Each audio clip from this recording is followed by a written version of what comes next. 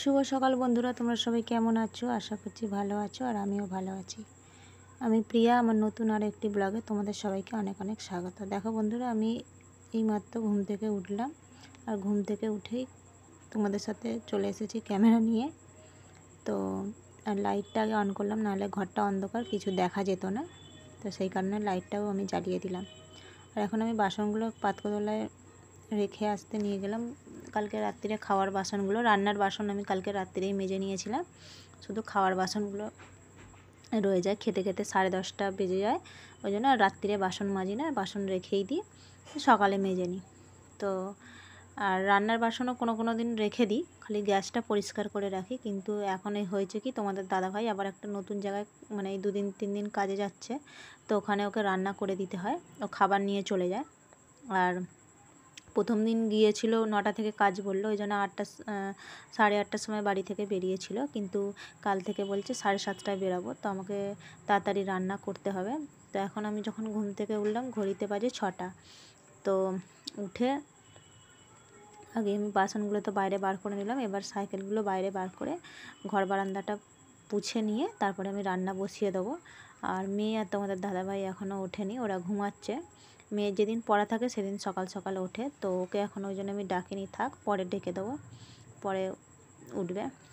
আর আমি তাড়াতাড়ি করে কাজটা করে নিই, কারণ নাহলে রান্না করতে দেরি হয়ে যাবে। তো আজকে কী রান্না করব সেটাও এখনও ভাবিনি।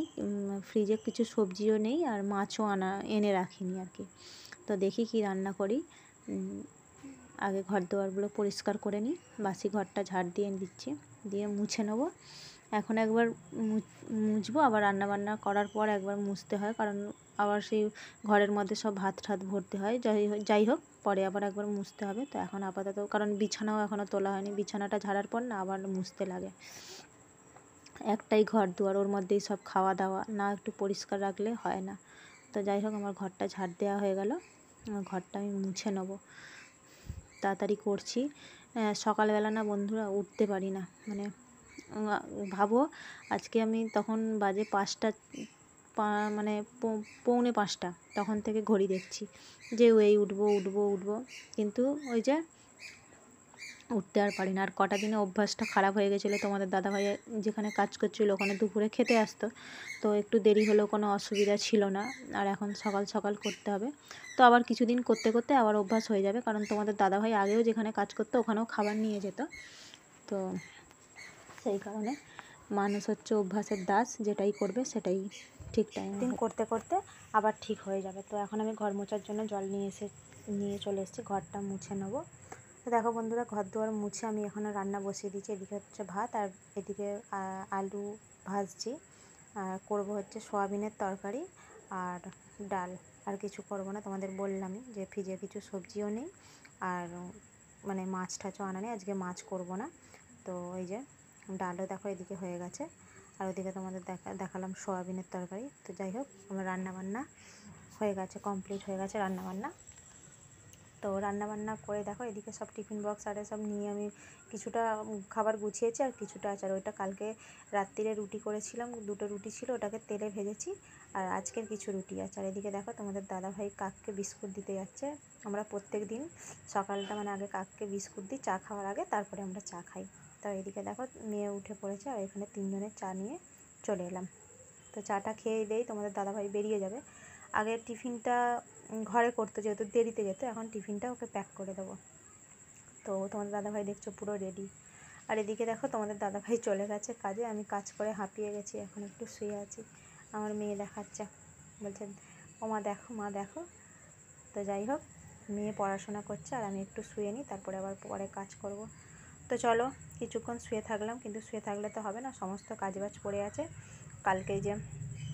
কালকে না পরশু দিনে ধরো গিয়েছিলাম, সেই জামা কাপড় ওই যে দড়িতে মেলেছিলাম, সেই যে পড়েছিল, ওগুলো ভাঁজ করাও হয়নি, ওগুলো ভাঁজ করে নিই।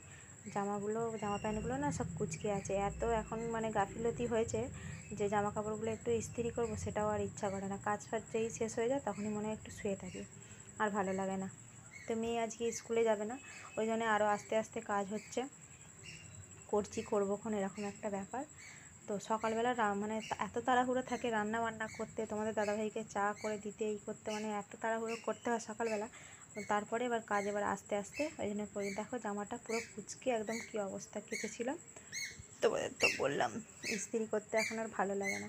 তোমাদের দাদাভাইয়ের কতগুলো জামা প্যান্টও পরে রয়েছে, সেই ষষ্ঠী থেকে পরে রয়েছে, খালি বলছে কবে ইস্ত্রি করবে, তাহলে কেন ওই ইস্ত্রিটা কিনেছো এরকম বলে। তো যাই হোক সময় বুঝে একদিন হবে, এখনও পরে ইস্ত্রি করব। তো এখন আমি যাব ওই বাড়িতে, একটু আগে জামা কাপড়গুলো গুছিয়ে নিই। যে একটু তরকারি করেছি, সয়াবিনের তরকারি, ওটা আমার জায়ের ছেলে খেতে ভালোবাসে, ওটা একটু দিয়ে আসবো। ও তো স্কুলে যাবে, তো বেরোনোর আগে যদি খেতে পারবে তাহলে। তো ওই কারণে আমি এখন ও বাড়িতে যাব, তরকারিটা দিয়ে আসি, দিয়ে এসে তারপর বাকি কাজগুলো করব। তো চলো, দেখো তরকারিটা পত্র দিয়ে চলে এসেছি, এসে আমি এখন বসে গেছি বাসন মাজতে। আর মেয়ে মনে হচ্ছে তখন ক্যামেরা, হ্যাঁ মেয়েই ধরে দিয়েছে ক্যামেরাটা, কারণ আমি বললাম তো মেয়ে বাড়িতে আছে। তো আর ভিডিওটা বেশি বাড়াবো না। তোমাদের যদি অবশ্যই ভিডিওটা ভালো লেগে থাকে কোথাও, তো আমাকে একটু ভালোবাসা দিও, আর অবশ্যই ভুল হলে আমাকে একটা কমেন্টও জানিও। তো আজকের মতন টাটা।